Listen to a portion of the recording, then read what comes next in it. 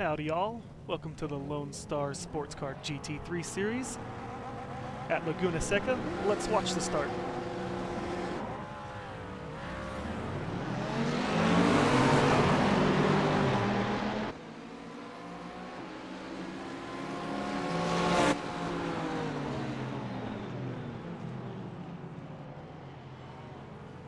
Round goes your leader, Aaron. But things were already starting off bad for him. If you didn't notice there on the start, it is a standing start in this series, and it looks like he maybe touched the brakes and then released them because his car started to roll backwards. And even though he didn't move forward out of his starting box, he did move, and moving from your starting box, whether it be sideways, forward, backwards, up or down, doesn't matter. That's going to earn him a black flag, unfortunately. That means Amjad is off to the lead, with Sheldon close behind.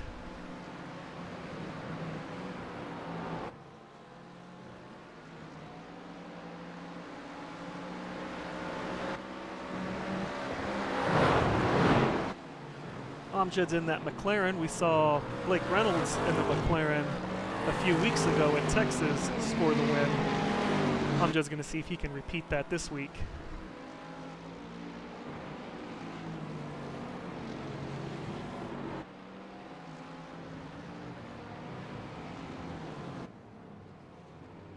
And as you noticed, only 6 cars on the grid. For many of you, as you know, the majority of our league is made up of Dallas-Fort Worth residents, and with spring break the last 2 weeks and the just absolutely gorgeous weather we've had, most drivers have opted to spend time with friends and family and enjoy themselves in the weather. But for the 6 of us who made this race, we are going to have our own fun tonight. You saw Aaron just moments ago make his stop. That's to serve his black flag for rolling there at the start of the race.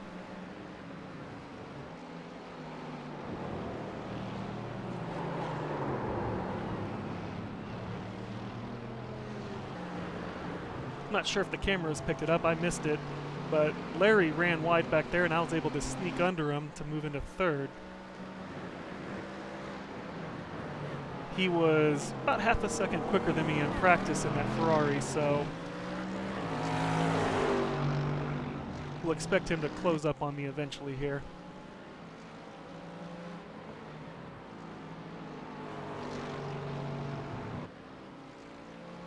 As Sheldon plays games in Amjad's mirror here, trying to see if he can figure out a way to get around him.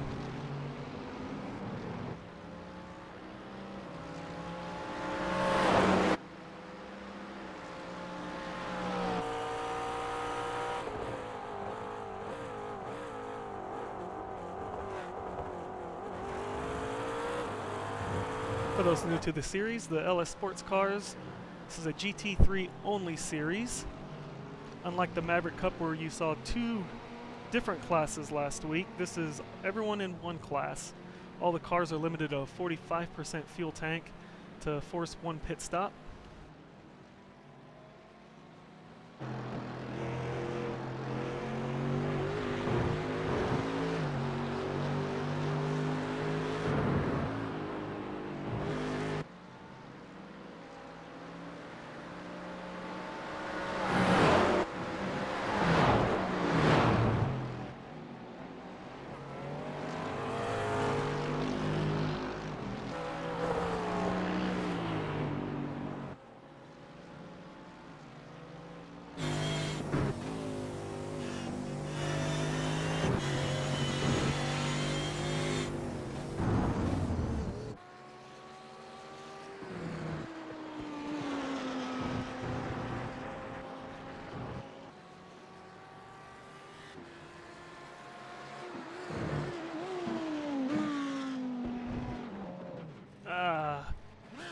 More problems for Aaron. Looked like he got the left sides in the dirt there. And they did not like that. No grip off on the dirt. Back up to the leaders. Amjad, no stranger to victory lane here in the series. Back in 2013, he went twice. Once in a McLaren that he's driving now, and another time in a Corvette GT1.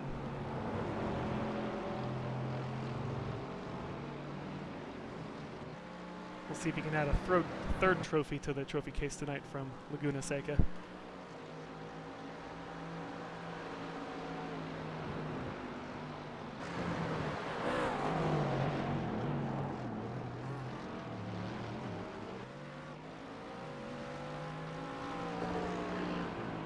A lot of talk about that Mercedes there.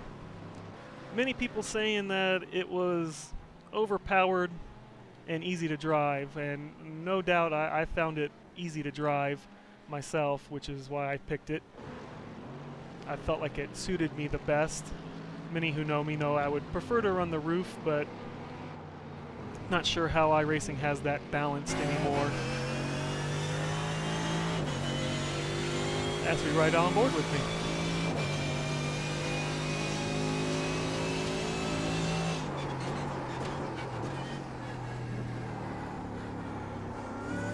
Hope I don't embarrass myself here. Ah, yes. Let's cut back to the leader for sure. So as I was saying, that Mercedes GT3, I know at the beginning of last season, a lot of talk about it being overpowered, and there has been some BOP adjustments made by iRacing. Try to help bring all the cars closer together.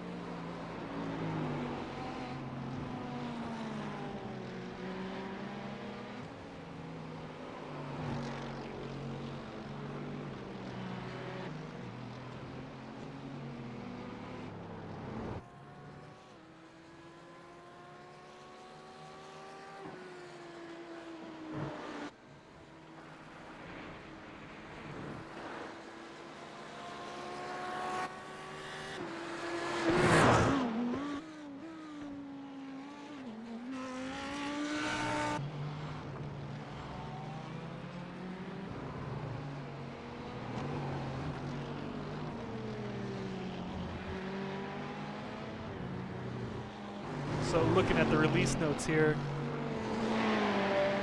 the Mercedes actually got 15 kilograms of weight reduced drag sensitivity for the rear wing adjustments at degrees greater than 4. That way higher angles will generate less drag, and slightly reduced overall aero drag. This was probably a change to help improve the adjustment they made earlier last season.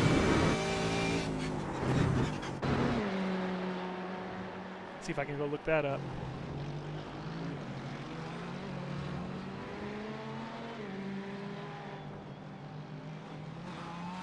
Yeah, so midway through last season, the Mercedes got 2.5% aero downforce added, and they adjusted fuel consumption. At Texas, it felt like it had too much drag on the front from that aero downforce. That's what it felt like to me anyway. It felt like it was almost added to the front of the car, but the adjustments here at the beginning of this season was they removed some drag on higher wing angles at the rear of the car.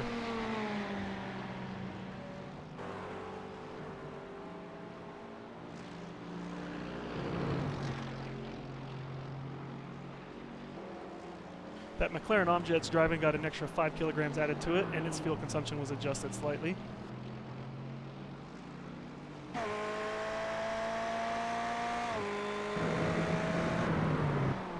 The Ferrari that Larry's driving here, it had its aerodynamic center of pressure shifted rearward 25 millimeters, and also an adjustment to its fuel consumption.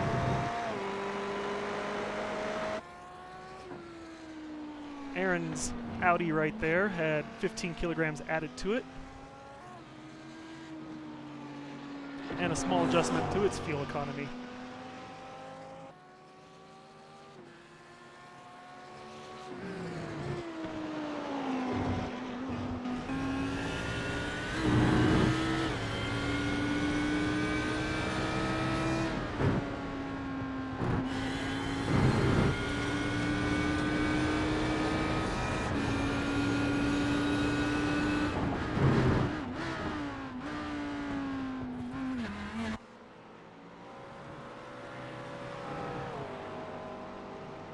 10 minutes down, and Amjad's already out to a 5-second lead over Sheldon.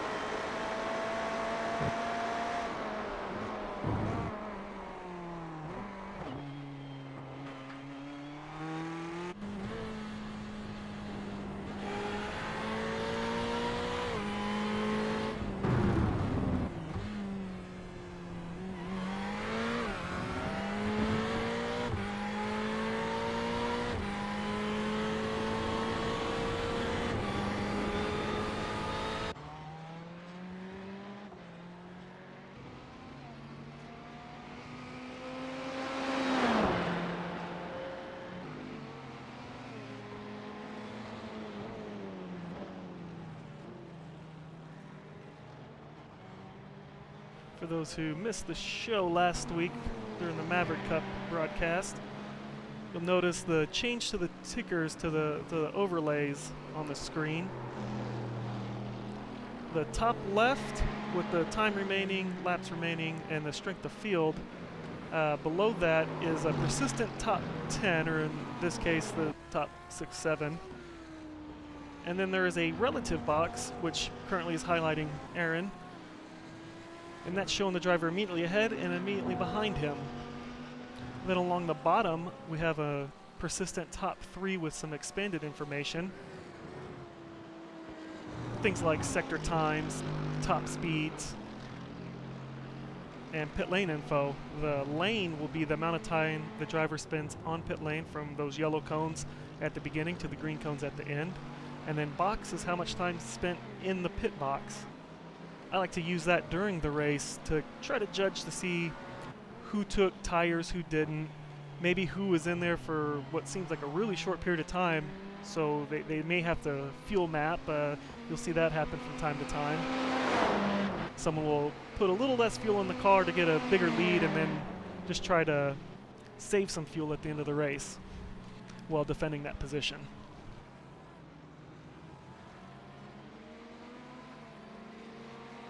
Larry's closed that gap down to 2.3 seconds on me now.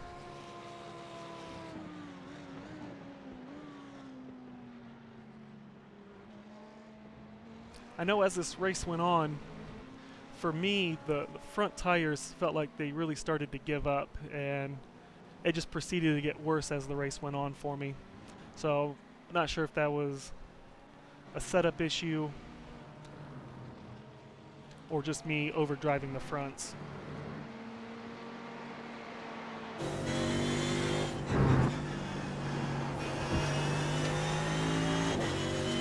If we stay on board, you'll notice through this turn, look how far I turned the wheel here, quite a bit, and that actually just gets even worse towards the end of the race. If we get another shot, you'll see even more turn on that steering wheel.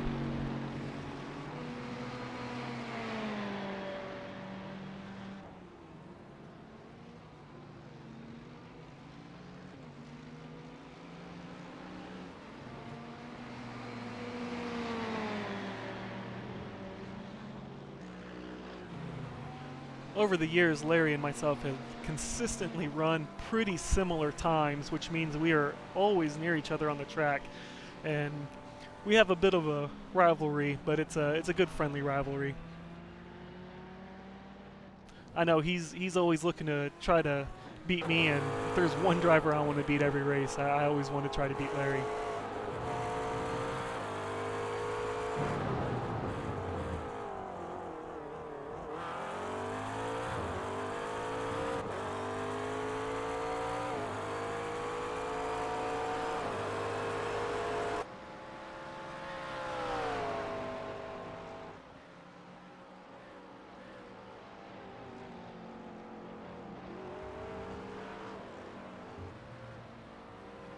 I haven't raced here since the new dynamic tracks were introduced a couple years ago.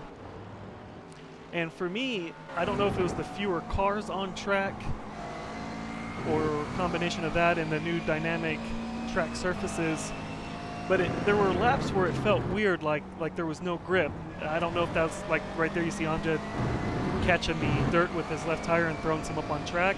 So I don't know if maybe some cars ahead had thrown dirt on the track, or maybe the track temps were cooling off. I'm not really sure, but there were a few laps from time to time when it just felt like there was just absolutely no grip through some of the turns.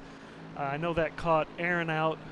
I know Larry said that he was cut out a few times. I was myself as well. But that's not a complaint. I definitely like it. I like the dynamic surfaces.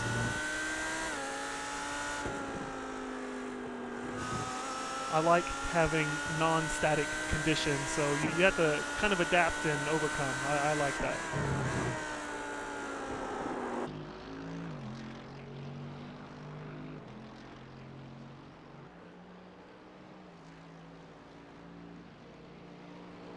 Sheldon with a new personal best. He's trying to run down Amjad, but even his personal best still didn't beat what Amjad ran last lap.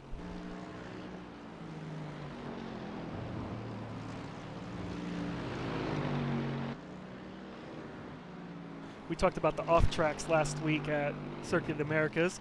Same 17 incident cap applies to this series, along with the same bonuses. So some drivers, like myself, I like to try and run incident free, especially for those bonus points.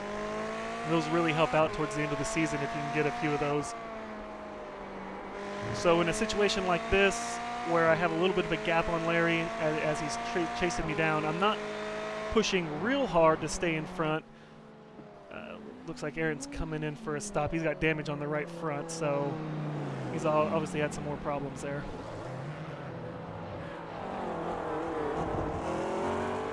But like I was saying, I like going for those bonus points. I like trying to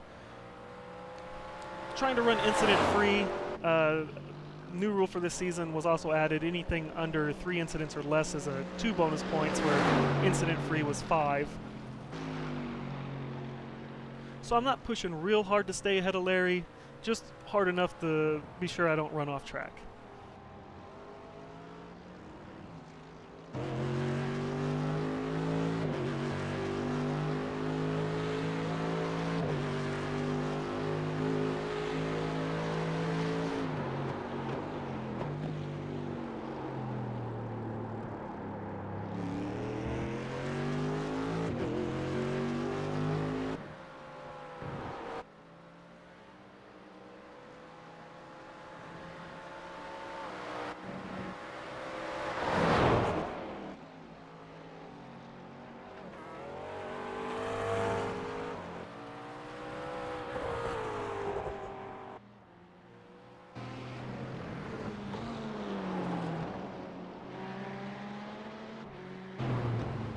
Looks like I've increased the gap by a couple seconds to Larry. He might have had another one of those off-track issues. I know that corner that we just went through was one that, for early on in the race, he was struggling a little bit with.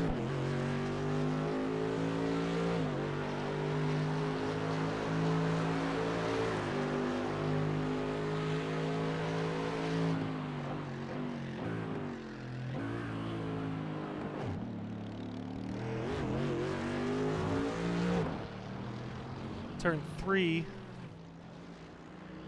which will be coming up to shortly, was another one. I know he told me in TeamSpeak that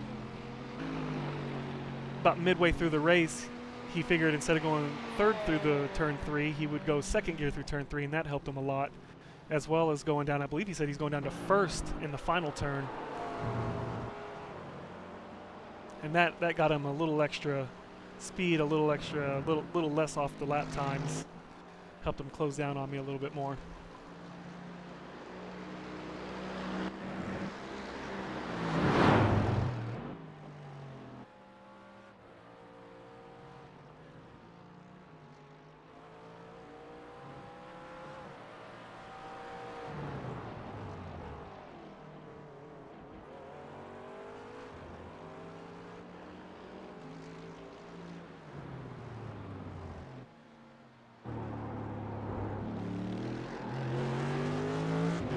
corkscrew at Laguna Seca. For those who have raced in the sim, know some hate it, some love it. I think it's cool. One blind apex for sure. The other one's nearly blind, as you can't see it until after you've already started your braking.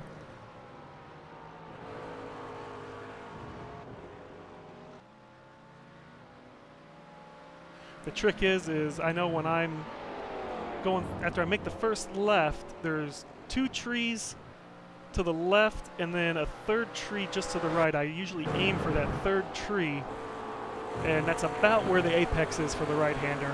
That's always been my strategy. If they ever got rid of that tree there, I'm not sure what I'd have to do. Let's see if we can see it here on Amjad. There it is. You see those 2 there, and there's that 3rd one in the middle. I always aim for that 3rd tree there to try to hit that right-hand apex.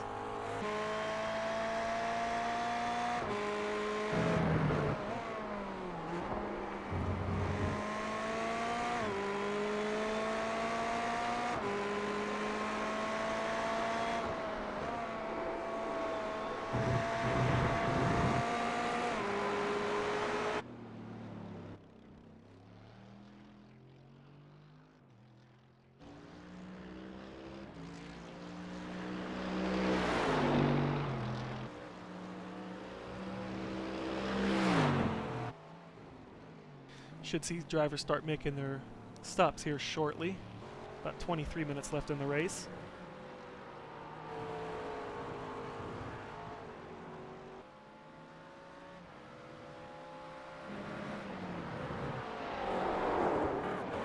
These cars, they take fuel and tires separately, meaning the crew cannot change the tires while the car is being fueled. Same as the cars in the Maverick Cup. In real life, this is done for safety reasons. They don't want the car up on jack stands when fueling in case there's a fuel fire. They wanted the car to have all 4 tires on it so it could be rolled, moved, whatever needs to happen, rather than be up on jack stands. So you change tires first, or you add fuel first, and then after the fueling's done, then you change the tires. So in this series, pretty much every driver will take fuel only. If you have a big lead and your tires are falling off, which usually isn't an issue for most drivers, they'll just take the fuel and leave. Some will opt to take tires though if you have the big lead. Before iRacing implemented that rule that mirrors the real racing series, it was nice when we could change tires and fuel at the same time, because you could usually take 2 tires while the car was being fueled without affecting your pit stop time, and then it was only a few extra seconds to take all 4. And that kind of added a little bit more strategy, and since we don't have the safety risk of fires in the sim, I think we should go back to it, or at least have an option for leagues to enable that option to fuel and change tires at the same time.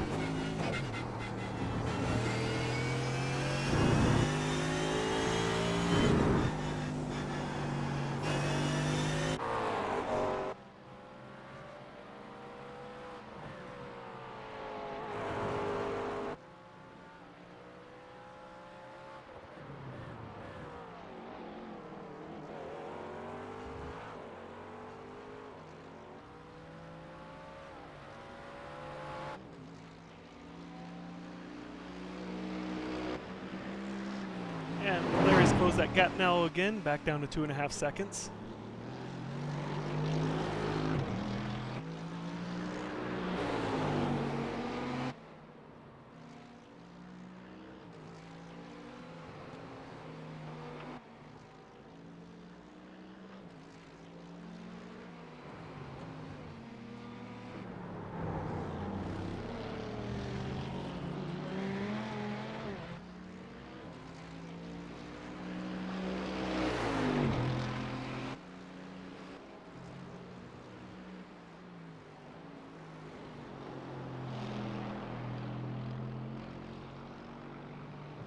Sheldon all alone on track here, 10 seconds behind Amjad and almost 30 seconds ahead of me.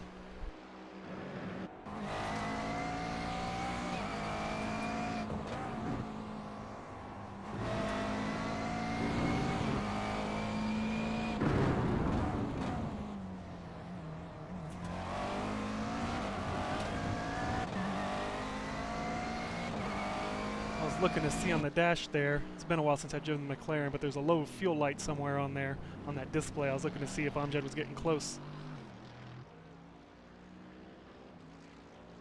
On the Mercedes, it's real big across the top. It just says low fuel.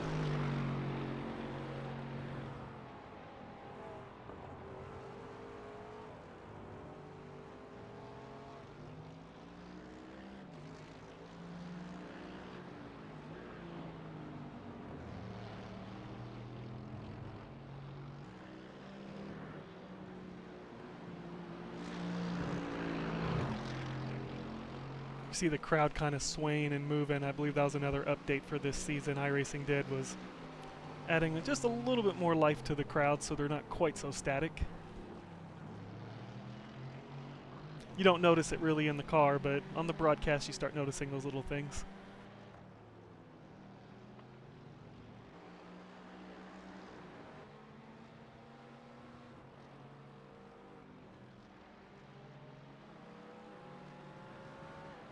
And Amjad onto pit road. Now this is a tight turn right here. And you got another one at the end of pit road after. Oh! That, I think he hit the wall there. That was a tight turn, and he came in pretty hot. I believe Amjad hit the wall with the right front. We'll have to see if that affects him anything.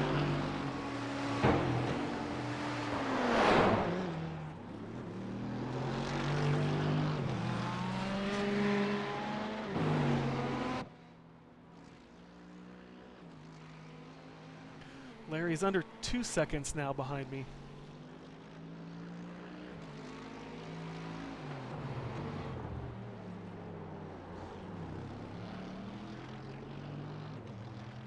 And Larry onto pit road.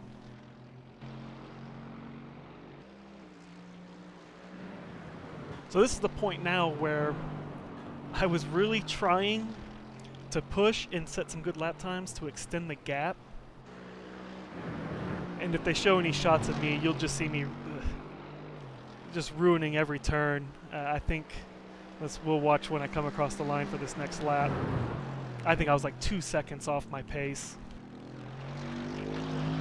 I was just trying way too hard at this point, trying to extend that gap over Larry.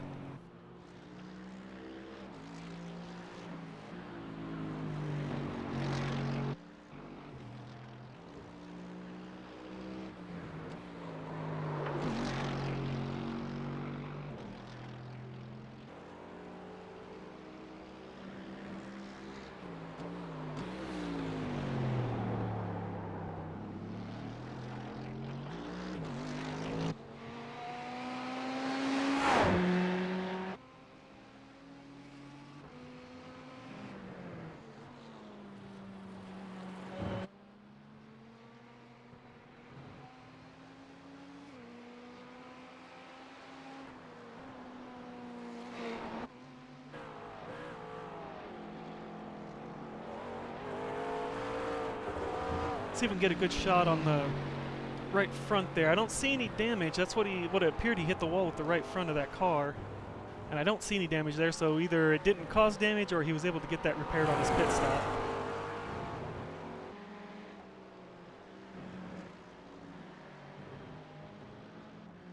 If there was damage, he was only in the box for 12.8 seconds, so if there was damage, it wasn't that much.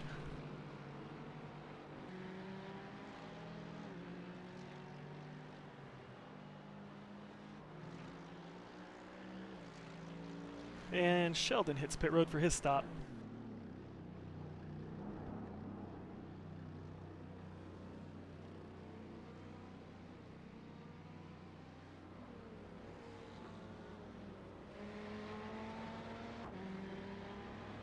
This is one of the shorter pit roads on the schedule, but it still feels like a very long time. Now the pit exit road, on the other hand, is quite long and extensive. You stay on it all the way until after, well, what I call turn 1 is actually turn 2, the Andretti hairpin. After the exit of the Andretti hairpin is when you rejoin the track, which we're seeing right there off to the left. You rejoin right here.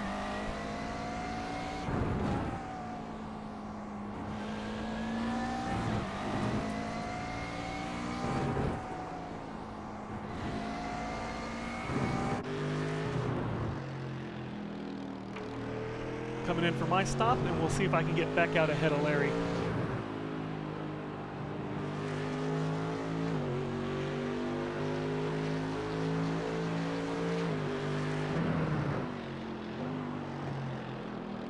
Out of my box, only 12.4 seconds, 34.9 on pit road. That was a good stop for me.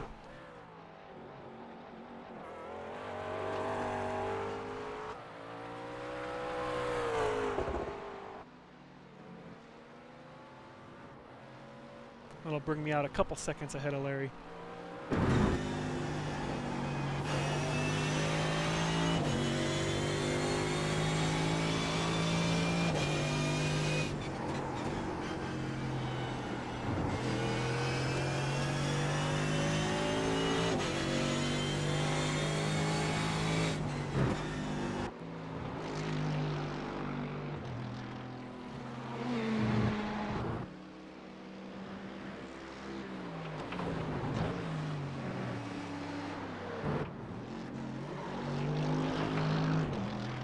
Now, it was around the pit stop time when myself and Larry got real quiet on TeamSpeak. Normally we chat a little bit. Got real quiet as we were both just focused on trying to beat the other.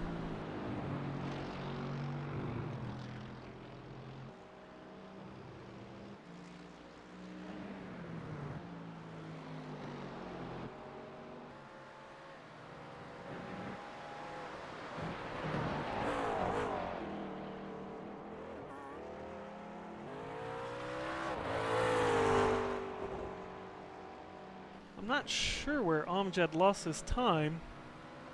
I thought he had a bigger gap than just 12.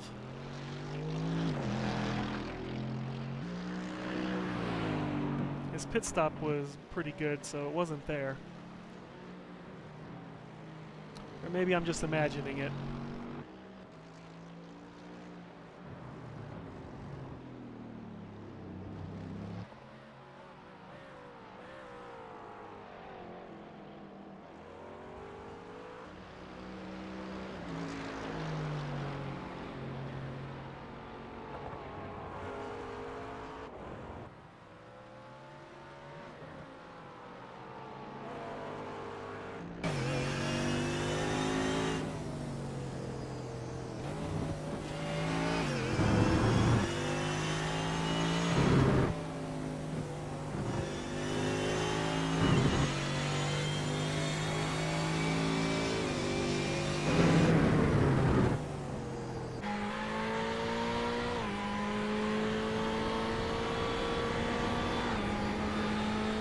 All right, here we go. Under a second and a half. 11 minutes to go.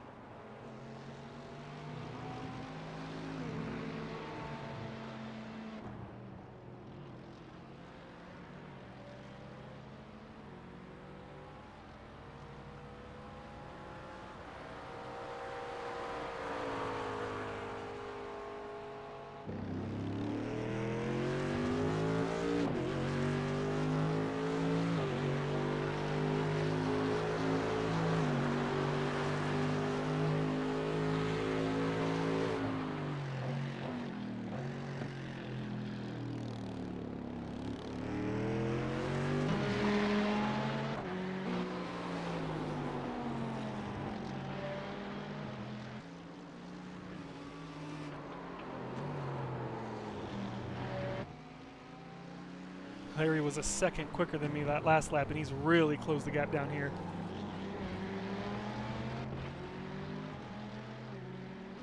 As I moved a little left here to, before the start-finish line there, moved a little left to defend that.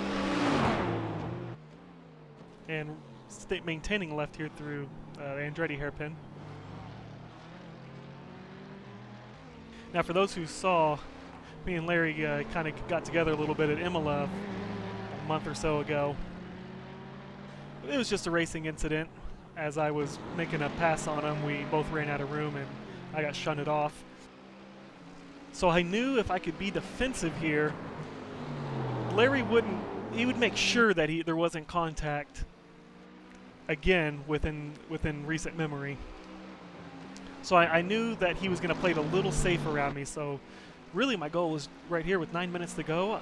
Even though he was quicker than me, I just wanted to run a defensive line and just try to defend the position for the podium.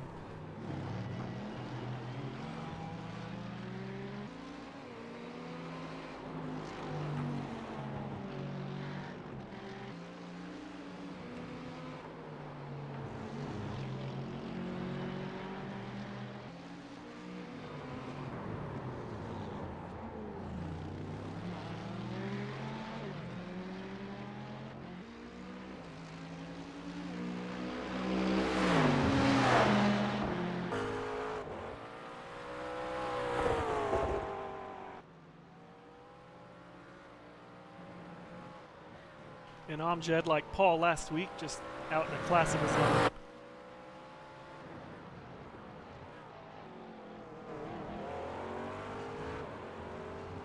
You'll notice his last lap was a 119.9 with his best is a 120 flat.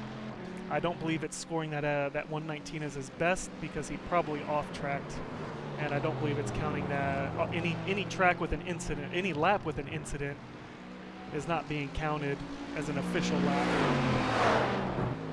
as far as the best lap times go.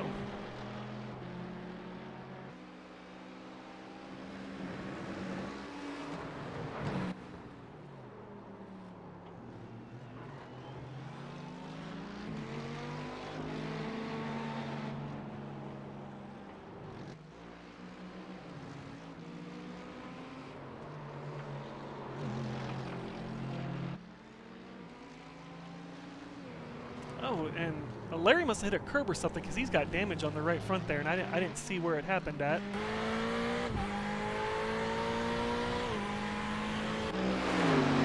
But I'm guessing it's one of those big orange curbs is what my guess is going to be. There's a few turns that have these big orangish red like that right there curbs, and I'm guessing it was maybe one of these through turns 3 or 4.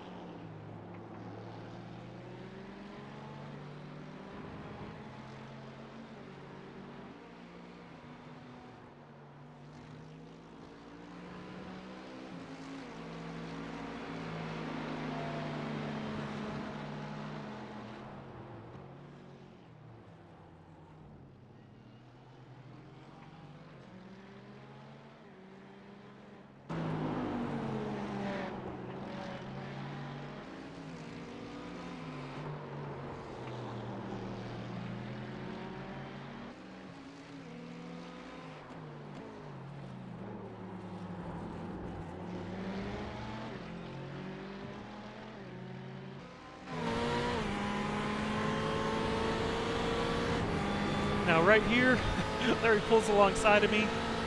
I actually started braking early. I was waiting for him to overshoot the turn, and then he didn't. He did it perfect. So then I was trying to stay on the right side of him, but I just couldn't make it stick. He caught me a little off guard.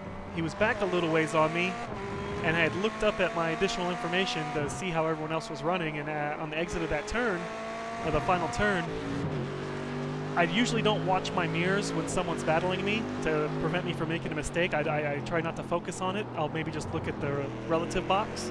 And I had checked relative, seen the gap, then I had looked up to see what other people were doing in the race. And then when I checked my mirror to see where he was on the straightaway, he was on the left side of me, and at that point I couldn't decide. I couldn't tell if he had the bumper there or not.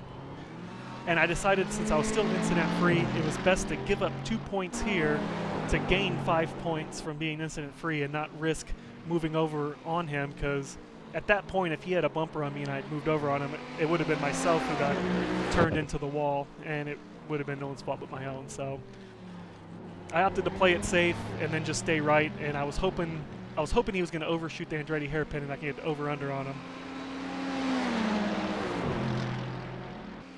But he took that position cleanly from me, and now with 4 minutes to go. I'm going to see if I can try to close back in on him and maybe put some pressure on him and make a move.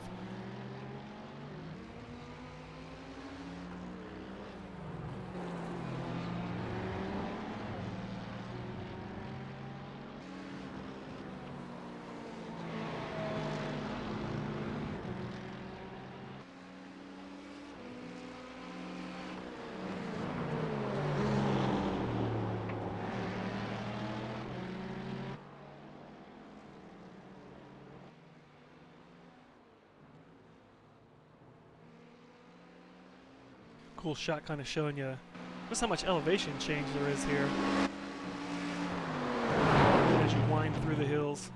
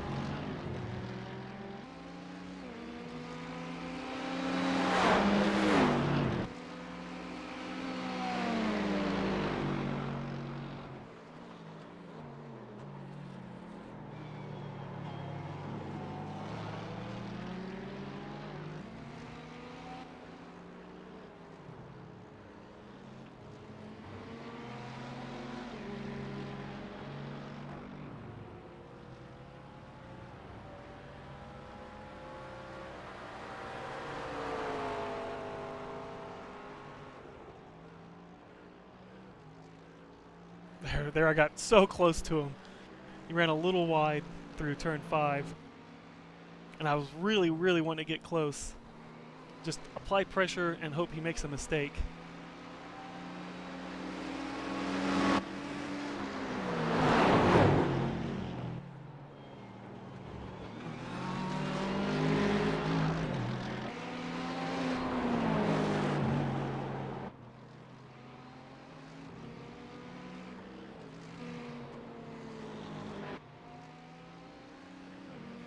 He's definitely better than me through this section though.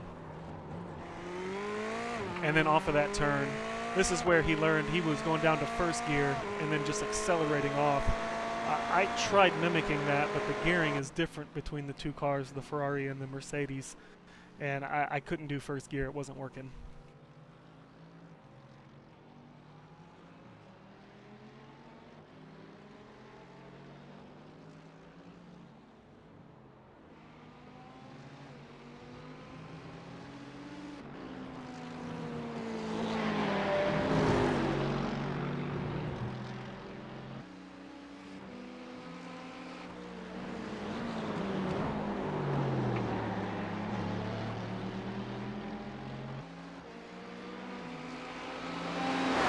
So again, at this point in the race, I'm still incident free and just pushing, but try not to push so hard because one incident is going to cost me a few bonus points. So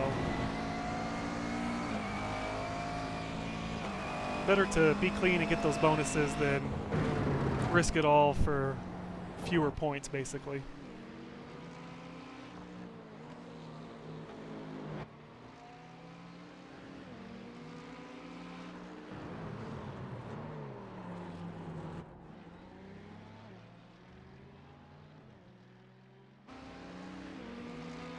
I believe we'll be taking the white flag right here.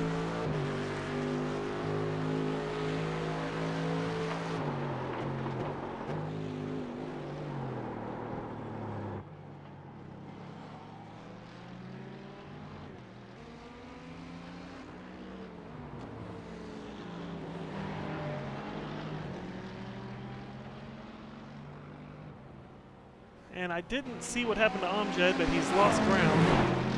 Sheldon's only 4 back from him. You see that fuel level low warning I was telling you about earlier. Cannot miss it in this car. So Sheldon's just not going to have enough time. He's 4 seconds back. He needed more time, more mistakes from Amjad if he was going to do anything.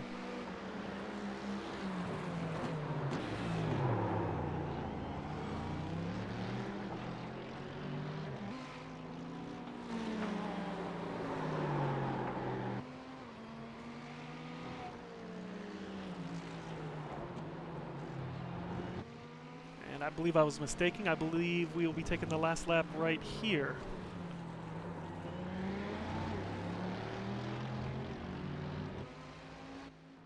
Have to wait till we cross the line and see what the stats show. Yeah, it's showing it. This will be the last lap then.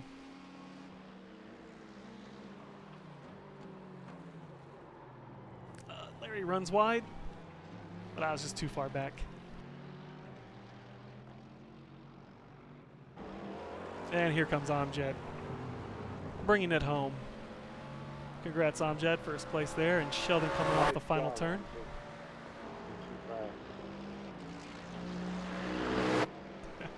Sheldon said, "You're too fast." Ain't that the truth?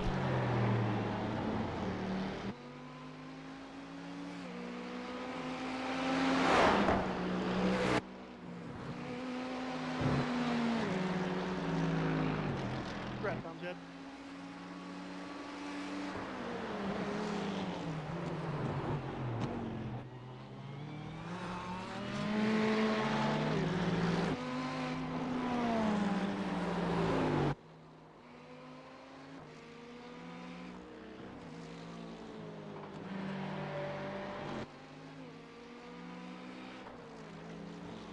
Through the final turn, and Larry will come to the line. Congrats, Larry. Finish off the podium there. Good race all, and we'll see you next Friday.